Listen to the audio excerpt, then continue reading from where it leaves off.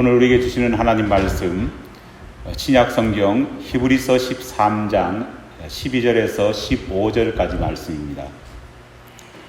히브리서 13장 12절로 15절까지 말씀, 주신 하나님 말씀 제가 봉독해 올리겠습니다. 그러므로 예수도 자기 피로서 백성을 거룩하게 하려고 성문 밖에서 고난을 받으셨느니라. 그런즉 우리도 그의 치욕을 짊어지고 영문 밖으로 그에게 나아가자. 우리가 여기에는 영구한 도성이 없으므로 장차 올 것을 찾나니, 그러므로 우리는 예수로 말미암아 항상 찬송의 제사를 하나님께 드리자. 이는 그 이름을 정언하는 입술의 열매니라. 아멘. 여러분, 영화 타이타닉을 기억하십니까? 아주 오래전에 보았던 추억의 영화지만 저는 지금까지도 기억에 남는 한 장면이 있습니다. 바로 타이타닉호가 침몰될 때 사람들의 모습입니다. 죽음을 직감한 승객들 대부분은 살기 위해서 우왕좌왕거립니다. 하지만 정반대의 모습을 보인 사람들도 있었습니다. 한쪽 편에서 네 주를 가까이 하게 하문이라는 찬송을 연주하고 또 노래 부르면서 의연하게 죽음을 맞이하는 그룹들이었습니다.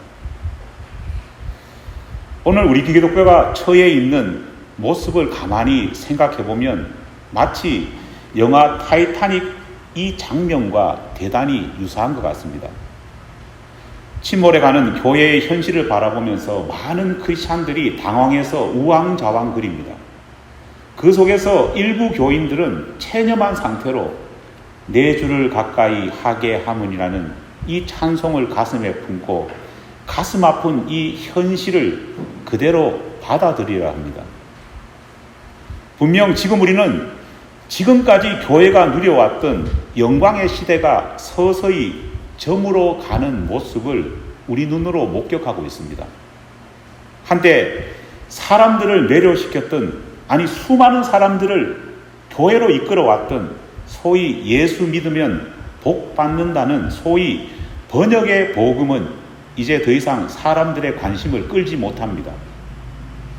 예수 믿는 것이 마치 세상에서 성공하고 물질의 복을 받는 특효약인 것처럼 그렇게 우리가 홍보하고 그렇게 사람들에게 전도해 왔는데, 이제는 수많은 사람들이 거짓말만 남발했던 양치기 소년의 말처럼 교회가 하는 말을 그렇게 생각하고 있는 현실입니다.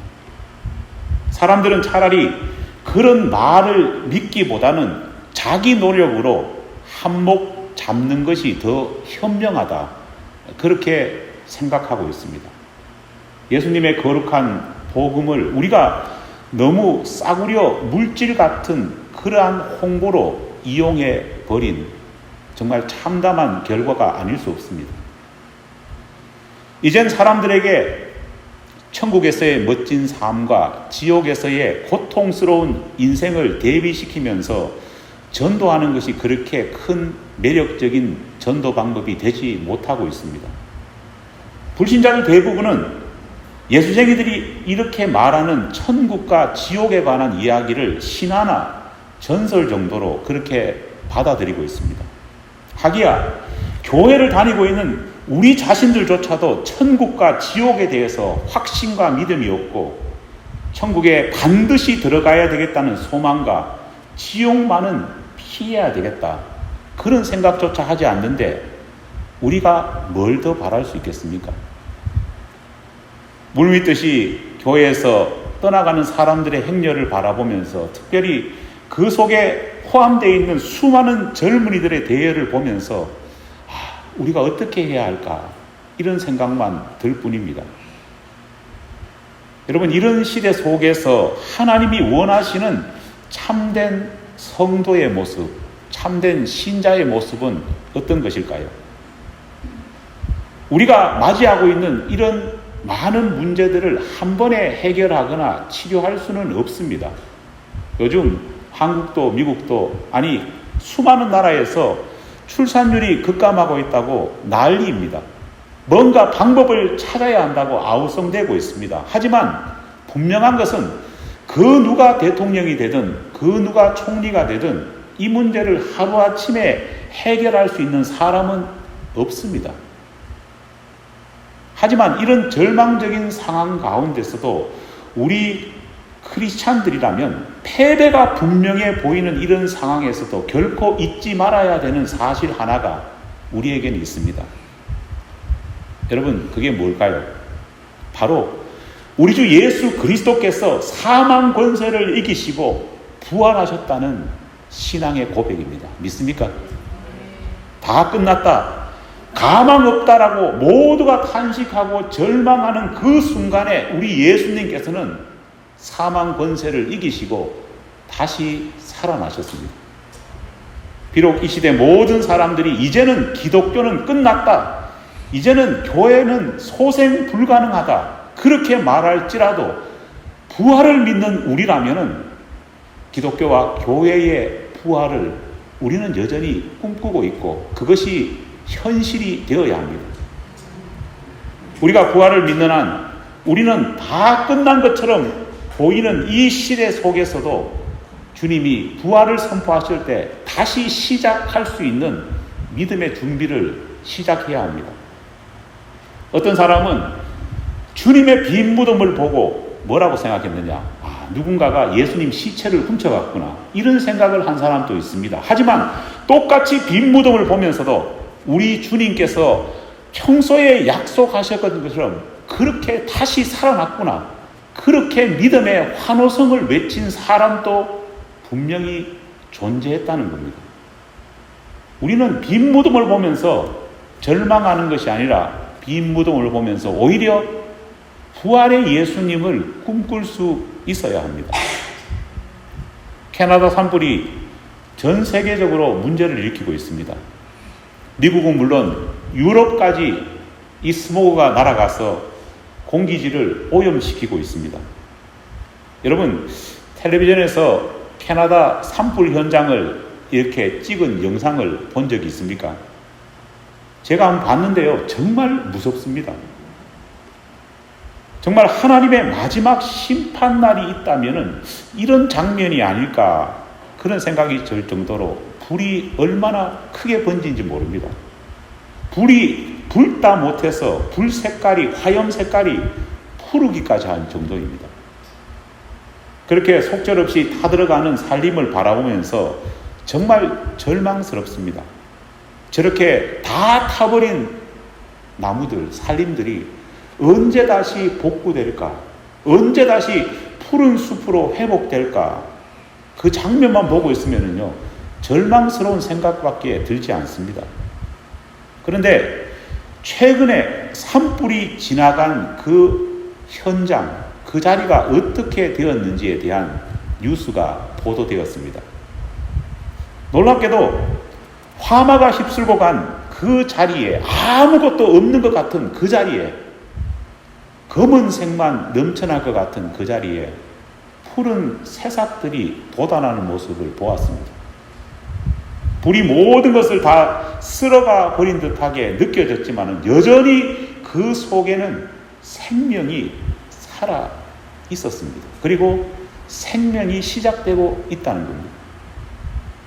까만 잿더미 속에서 정말 손가락 하나보다도 작은 새싹들이 돋아나는 모습을 보면서요, 이런 생각을 해봤습니다.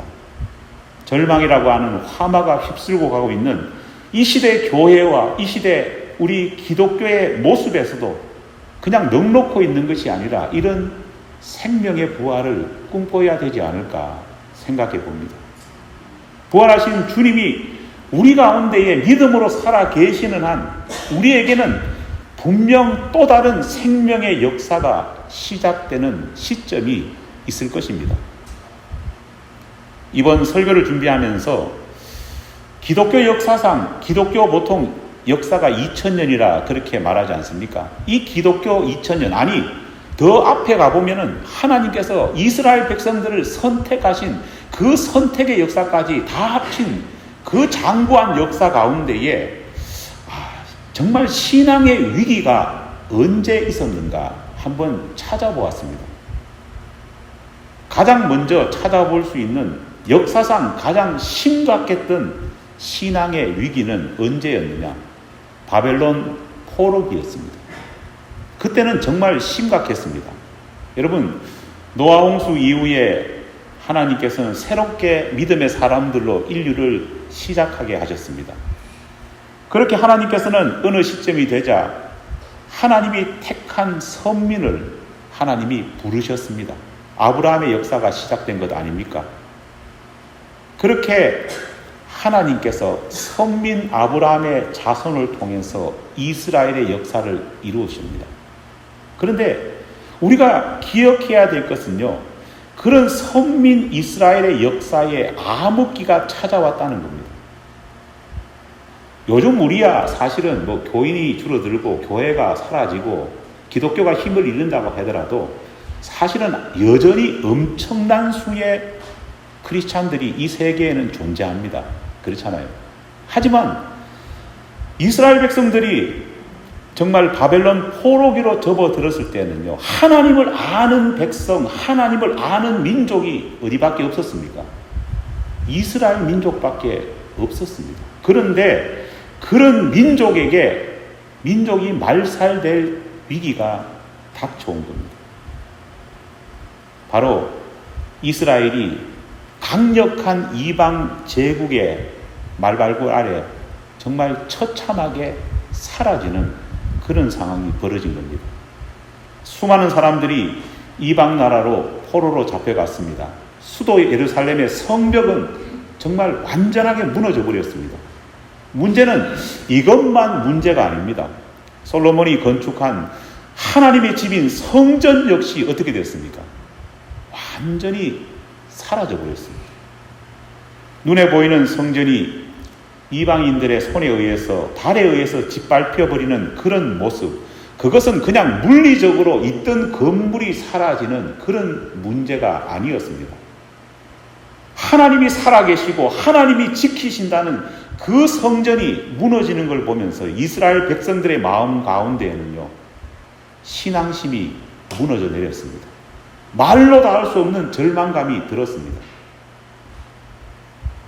겨우 북이스라엘이 멸망당 다음에 명맥을 유지하던 남유다 왕국마저도 이렇게 이방인의 발각 앞에 무너지고 민족이 흩어지는 그런 상황이 되니까요, 신앙은 물론 사람들 사이에 원망의 마음이 계속 일어나게 되었습니다.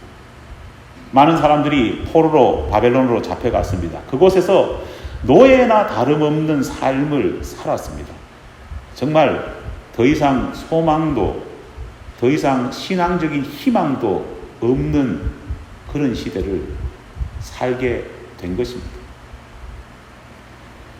바벨론으로 잡혀오자 흥미로운 것은 이 바벨론 왕이 잡아온 유대인들을 어디에 정착시켰느냐, 그것이 참 흥미롭습니다.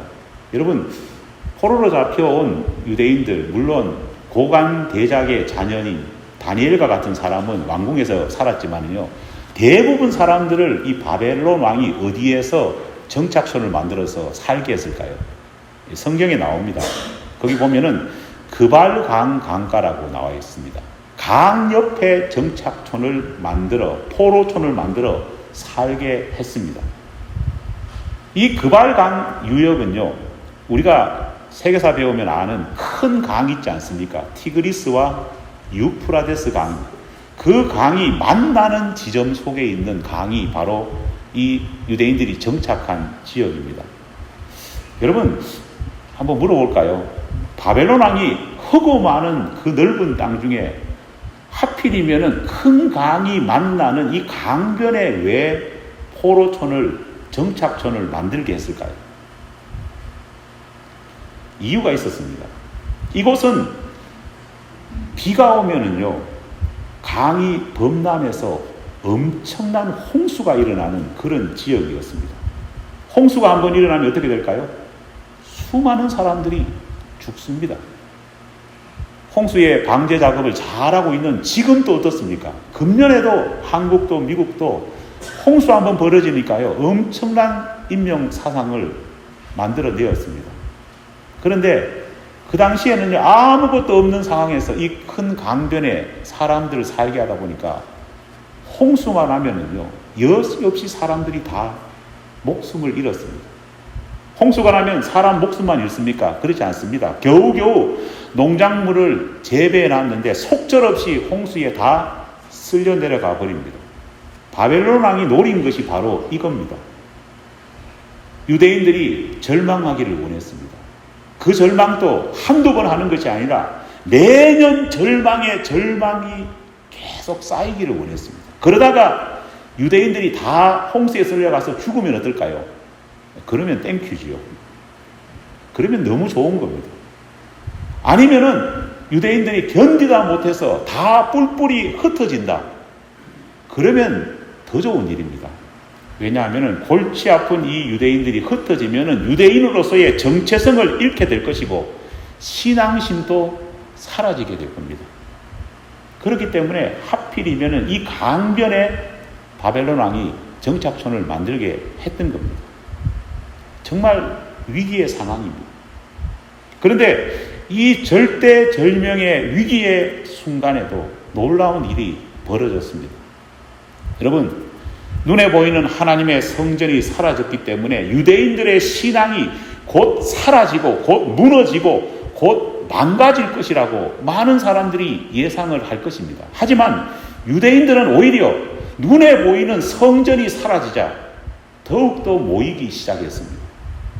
눈에 보이는 성전이라는 구심점은 사라졌지만 오히려 이스라엘 백성 한 사람 한 사람이 오히려 새로운 구심점이 되어서 서로가 서로를 연결하면서 하나님께 예배를 드리기 시작했기 때문입니다. 사실 그 이전에는 유대인들이라고 해도 예루살렘 성전에 1년에 두세 번 가도 그 정도밖에 사실 제사 드리러 가지 않았습니다. 그 먼 거리를 어떻게 가겠습니까? 그런데 박해의 시대가 오자 오히려 예배 드리는 횟수가 더 늘어났습니다. 기도를 하기 시작했습니다. 여러분, 우리는 기억하고 있지 않습니까? 바벨론 왕이 모든 전역에 있던 유대인들에게 하나님께 기도하지 말라고 명령을 내렸습니다. 그때 다니엘처럼 집 다락방에 올라가서 동굴 틈 속에 들어가서 오히려 기도하는 사람들이 더 늘어났다는 것을 우리는 기억하고 있습니다. 힘들고 어려우니 하루에 3번도 아니고 그 이상으로 기도하는 사람들이 만들어졌습니다. 정말 찬송의 가사처럼 내주 예수 계신 그곳이 어디서나 뭐라고요? 하늘나라라는 고백이 이 바벨론 포로기에 이루어졌던 겁니다. 또 놀라운 것은 유대인 남자들이 이 당시에 10명 이상만 모이면 뭐를 세웠느냐? 회당을 세웠습니다. 회당은 요즘 말로 하면 교회입니다. 거대한 성전은 무너졌지만은요, 믿음의 사람들이 한 사람 한 사람 한 사람 모여서 작은 교회, 작은 회당을 만들기 시작했습니다. 바벨론 포로기 동안 그 바벨론 전역에는요, 수백 개가 넘는 회당이 존재했습니다. 수백 개가 넘는 교회가 만들어졌습니다. 70년 포로기 동안에 그 어떤 사람도 경제적으로 도움을 주지 않았음에도 불구하고 오직 회당을 만들고 교회를 만든 평신들의 노력과 손길을 통해서 이 회당은 유지되었고, 바로 이 회당에서 유지되었던 신앙이 70년 후에 하나님께서 기회를 주셨을 때에 고향으로 다시 돌아가서 성전을 다시 세우는 신앙의 원동력이 되었다는 사실입니다. 거대한 성전 같은 대형 교회들이 설령 우리 시대에 무너진다고 할지라도 우리 시대의 회당 같은 작은 교회들이 자생하고 생존한다면요, 우리는 반드시 이 암울한 시대를 이겨낼 수 있을 겁니다. 우리는 새로운 부활을 꿈꿀 수 있다는 겁니다. 그렇기 때문에 우리처럼 이 작은 교회가 여전히 명맥을 유지해 나가야 하는 이유입니다. 기독교 신앙 두 번째 큰 위기는요, 예수님께서 부활 승천하신 후 200년이 지났을 때 일어났습니다. 318년 콘스탄틴 황제는 기독교를 합법적인 종교로 인정합니다. 그래서 그 이후에는 불법 종교였던 이 기독교가 합법 종교가 되고, 데오도시우스 황제부터는 오히려 기독교가 로마 제국의 국교가 되는 역사가 일어납니다. 하지만 그 이전까지만 해도 로마 당국은 기독교인들을 색출해서 처참하게 죽였습니다. 박해의 시대가 300년 가까이 이어진 겁니다. 그런 힘든 시기 속에서 로마 제국 내에는요, 수많은 지하 교회들이 있었습니다. 이 지하 교회들이 정말 무덤 지하에 숨거나 아니면 동굴 틈에 박혀서 예배를 드리고 하나님을 바라봤습니다. 그런데 문제는 200년이 지났을 때에, 예수님이 승천하신 다음에 200년 후에 이 로마 전역에 역병이 창궐합니다. 불법 종교이기 때문에 당시 크리스찬들은요, 대부분 좁고 더러운 장소에 모여서 예배를 드려야 했습니다. 신앙인들이 사는 곳 역시 어떨까요? 다른 사람들이 살지 않고 오지 않는 불결한 곳에서 크리스찬들은 대부분 살았습니다. 그런데 그런 곳에 역병이 도니까 어떤 일이 벌어졌을까요? 주후 260년경 알렉산드리아의 주교 디오노시우스가 교인들에게 보낸 편지를 보면은요, 이런 내용이 있습니다. 예배를 드리기 위해 모였다가 교인들이 역병에 걸려서 죽어가는 사람이 얼마나 많은지 모릅니다. 하나님, 우리를 살려주시옵소서.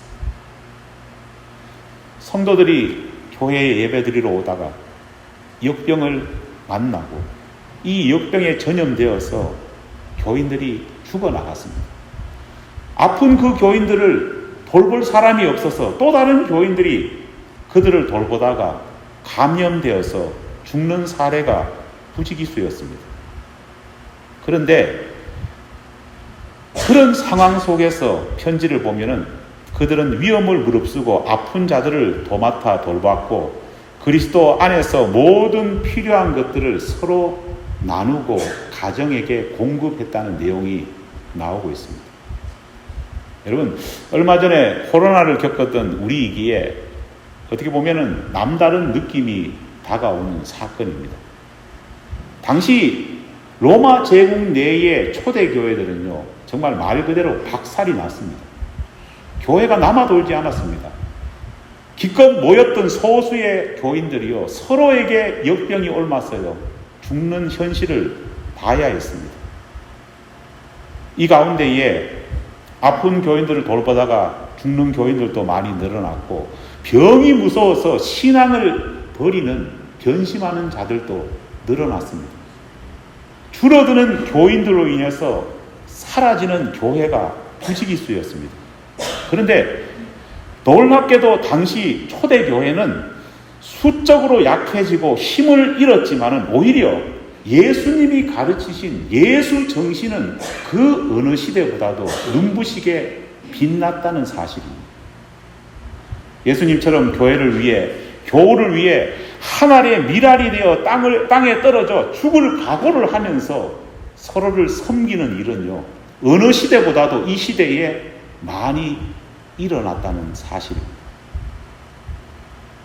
오늘 본문 말씀에서 히브리서 기자는 자기의 피로 백성을 거룩하게 하시려고 성문 밖으로 나가 고난을 받으신 예수님을 따라서 우리도 진영 밖으로 나가 우리 주님이 겪으신 치욕과 짐을 어떻게 하자고요? 같이 짊어지자, 이렇게 말하고 있습니다. 여러분, 무슨 말일까요? 지금까지 솔직히 우리는 교회를 구분할 때 어떻게 구분했습니까? 큰 교회와 작은 교회로 구분해 왔습니다. 하지만 이제 우리가 살아가는 시대에는요, 큰 교회와 작은 교회가 있는 것이 아니라 살아있는 교회와 죽은 교회가 존재할 뿐입니다. 소위 교회가 잘 나가던 시절에는요, 묻어가는 교인들이 많이 있었습니다. 실제로 교회가 잘 될 때는 묻어가는 교인들이 교회에 많아도 별다른 교회에 어려움도 없었고 표도 나지 않았습니다. 하지만 더 이상은 아닙니다. 위기의 시기일수록 모두가 예수의 정신으로 각자의 역할과 사명을 다 해야지만이 교회는 살 수 있고 교회가 상교회가 될 수 있다는 겁니다. 그래서 각자 맡은 부분에 책임을 다해야 합니다. 그래야 교회가 살아남을 수 있습니다. 이전에는 많은 교인들이 마치 소비자처럼 즐기려고 누리려고 교회에 왔다면 이제는 모두가 교회의 주인이 되어야 합니다. 제가 금요예배 때 모인 우리 교인들 보고 그런 이야기를 했습니다. 다시 한 번 더 금요예배 참석 안 했는 교인들에게 또 전합니다. 여러분, 교회를 내 집 돌보듯이 섬기십시오. 정말 교회를 내 집 돌보듯이 섬긴다면요, 하나님은 여러분들을 사도 바울과 같이 그렇게 인정하실 겁니다. 여러분, 교회를 내 식구 대하듯이 그렇게 대해 보십시오. 그러면 하나님은 여러분들을 사랑하지 않을 수 없습니다. 아니, 모든 중직자들은 교회를 내 자식 돌보듯이 돌보십시오. 그렇다면 중직자들이 하나님 앞에 생명의 면류관과 황금 면류관을 받지 않을 사람이 없을 겁니다. 내 집을 유지하고 관리하기 위해서 주인인 나는요, 뭘 합니까? 온갖 노력을 다 합니다. 저는 요즘 그런 모습을 많이 봅니다. 저희 집이야 새 들어 살아서 그런데 저희 집 건너편을 보면은요, 큰 단독 주택들이 쫙 있습니다. 거기에 보면은 뭐 중국인 아저씨가 주인도 있고 한국인 아저씨가 주인도 있고 주인이 있습니다. 그런데 제가 그저께를 보니까 아이고, 이 주인이 참 힘들구나 이런 생각을 했어요. 뭐냐? 정말 더웠지 않습니까? 그런데 그 더운 날씨에 잔디를 깎더라고요. 심지어 중국인 아저씨는 거의 나체 상태에서 와서 잔디를 깎는 것을 보았습니다. 왜 그렇게 깎았을까요? 주인이기 때문에 깎습니다. 안 깎으면은 티켓이 누구한테 날라옵니까? 주인이 자기한테 날라온다고 생각하니까 열심히 깎고 또 깎는 겁니다. 교회도 동일합니다. 교회가 제대로 운영되고 교회가 살아있기 위해서는요, 주인의식을 가진 모든 교인들이 섬겨야 합니다. 교회는 제대로 운영되기 위해서는 사람도 필요하고 사람의 힘도 필요하고 재정도 필요하고 또 서로가 서로를 섬기는 사랑의 마음도 모두 필요합니다. 교회가 제대로 운영되기 위해서는요, 재단이 불이 꺼지지 않도록 예배와 모임이 계속 될 수 있도록 우리 교인들의 참여도 필요합니다. 톰 라이트라는 신학자는 이런 말을 했습니다. 예수님께서 우리를 제자로 부르신 이유는 제자를 흉내내라고 부르신 것이 아니다. 진짜 주님을 따르는 제자가 되라고 부르신 것이다. 지난 시대 가운데에 제자 훈련을 얼마나 많이 했습니까? 여러분, 제자 훈련 정말 한두 번 받아보신 분은 없을 겁니다. 또 받고 계속 제자 훈련을 받습니다. 지금도 세미나가 열리고 있습니다. 문제는 뭡니까? 제자를 흉내내는 사람은 얼마나 많은지 모릅니다. 그러나 진짜 제자는 쉽지 않고 존재하지 않기 때문에 문제가 생기는 겁니다. 어쩌면 지금 우리는 예수님께서 세우신 이 교회의 사계절 가운데에 가을로 접어드는 그 시절을 보내고 있는지 모릅니다. 정확하게 말하면 초가을인 것 같습니다. 그동안 우리는 활기차게 정말 푸르른 여름 같은 교회의 모습을 우리는 만끽했습니다. 정말 그렇지 않습니까? 70년대, 80년대, 90년대 어떤 사람은 그런 이야기 하더라고요. 그때는 교회만 창립하면 사람들이 사방에서 밀려들었다고 하더라고요. 그런 화려한 여름의 시기를 우리는 보냈습니다. 그 시기 속에서 한국 교회든 미국 교회든 정말 여름철 푸르른 잎사귀처럼 수많은 교인들로 가득 찬 그런 교회를 우리는 경험했습니다. 그런데 안타깝게도 그렇게 다 푸르르니까요, 누가 병들어 있는지 누가 건강한지 구분을 할 수 없었습니다. 심지어 우리는 착각했습니다. 다 푸르니까 이 푸르름이 천년 만년 갈지 착각했습니다. 하지만 가을이 되어 버렸습니다. 푸른 잎사귀로 무성했던 교회는 그 잎사귀가 점점 마르기 시작했습니다. 심지어 잎이 하나둘씩 떨어지기 시작했습니다. 이제는 너무 많이 떨어지니까요, 이 나무가, 이 교회인 나무가 소생할 수 있을까 걱정하는 단계로 접어들었습니다. 하지만 우리가 잊지 말고 기억해야 할 것이 있습니다. 여러분, 나무들이 가을이 오면은 어떻습니까? 잎사귀가 자동으로 떨어집니다. 여러분, 나무가 왜 잎사귀가 떨어진지 아십니까? 그 이유는 다음 해에 새롭고 신선한 삶을 시작하기 위해서, 재정비를 위해서 나무는 스스로 잎사귀를 떨어뜨리는 겁니다. 나무가 잎사귀가 떨어지지 않으면요, 오히려 나무의 건강함을 유지할 수 없다고 합니다. 추운 겨울 동안 나무가 가진 잎사귀는 다 떨어집니다. 하지만 나무는 어떻습니까? 죽습니까? 죽지 않습니다. 다음 해에 어김없이 봄날이 되면 새로운 꽃잎을 피고 부활합니다. 여러분, 그 이유가 또 무엇입니까? 비록 나뭇잎은 떨어졌지만은 그 나무가 죽지 않고 사라지지 않는 이유는 나무에게 뭐가 있다고요? 뿌리가 있기 때문입니다. 추운 겨울 나무는 바로 그 뿌리를 통해서 고난과 어려움을 견뎌냅니다. 가을과 같은 시대, 겨울이 다가오고 있는 이 마지막 시대에 하나님이 세우신 이 교회와 하나님이 세우신 이 공동체에는요, 어떤 교인들이 필요하냐? 뿌리 같은 교인이 필요합니다. 뿌리 같은 교인이 많으면은 아무리 잎사귀가 다 떨어진다고 해도, 아무리 나무가 말라 연약한다고 할지라도 그 나무는, 그 교회는 죽지 않습니다. 반대로 아무리 잎사귀가 무성하다고 할지라도 뿌리 같은 교인들이 없는 그런 나무, 그런 교회는요, 여지없이 무너집니다.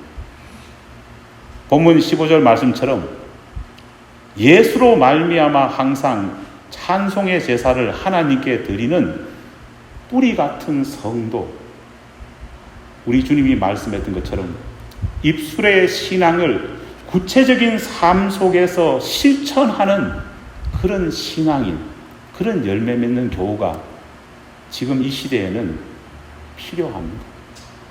제가 며칠 전 큐티에서 그런 이야기를 드렸습니다. 오늘날 결단하는 사람들은 얼마나 많은지 모릅니다. 그렇잖아요. 책을 읽든지 집회를 참석하든지 뭐 유튜브를 보든지 이렇게 해야 되겠다 다 결단합니다. 그런데 결단하고 나서 지난번 큐티에서 말한 것처럼 배고프다고 밥 먹으러 가잖아요. 밥 먹으면 고난합니다. 집에 가서 한잠 자고 결단을 시작해보자.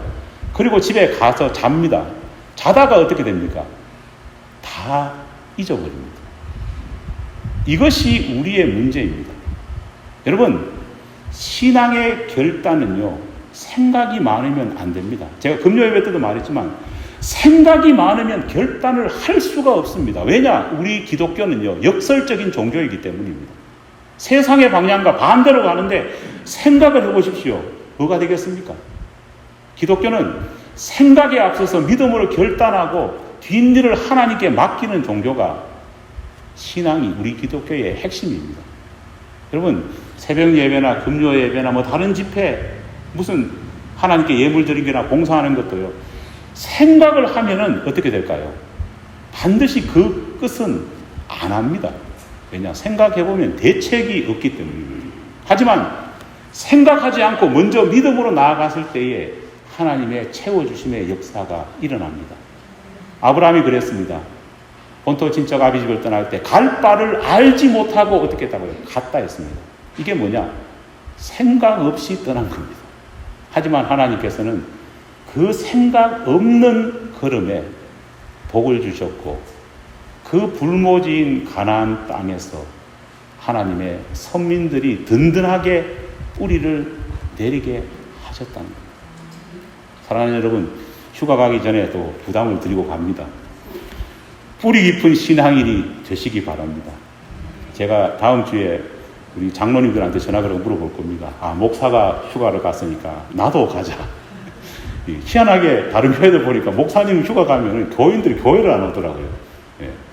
뿌리 깊은 신앙인은 바람에 흔들리지 않습니다. 예. 뭐 세종대왕님이 말하신 것이 아니라 성경 내용이 그렇습니다. 여러분들, 우리 모두가 이 어려운 시대에 뿌리 깊은 신앙인이 되기를 간절히 축원합니다.